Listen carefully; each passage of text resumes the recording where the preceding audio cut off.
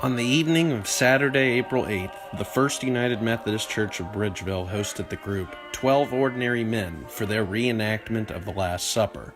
Members of the church, friends, and family were blessed to receive the message as each of the 12 disciples questioned whether they were the one who would betray Jesus. I'm Jacob Judy, and I play Doubting Thomas in the play. Why do you remember my doubts and not my dare? Why do you remember my questions and not my affirmations? Why do you remember my fear and not my faith? I used to go fishing with some of the others. And how well I remember when Jesus spoke the Beatitudes from the horns of Hatton in the first years of his ministry. Why, I can still see him calming the stormy waves over Galilee. Peace, be still. Why, he healed the sick.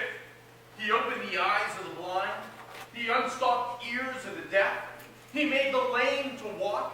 He cleansed the lepers. He preached the gospel to the poor. Yet, opposition grows to him to the intensity of white heat.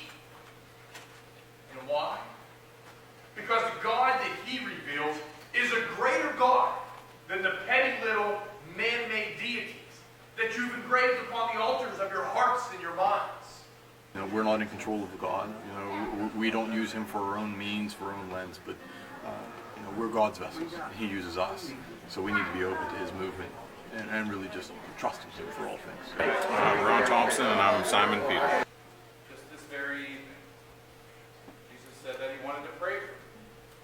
That Satan was going to take me into his hands and sift me like wheat. But I denied him before the rooster crows. And if I do, what will he do? Will he deny me? Forsake me? Will he close the gates to the kingdom to me? Was he referring to me when he said that one of us would betray me? Oh God, grant that it may not be so. But I can't help wondering and asking myself, could it be I? Lord, is it I? We said it each time, is it I? I think everyone should ask themselves that question and try to do whatever they can each day to make it a better day. My name is Todd Lofer, and I play Jesus. A new commandment that I give to you, that you love one another.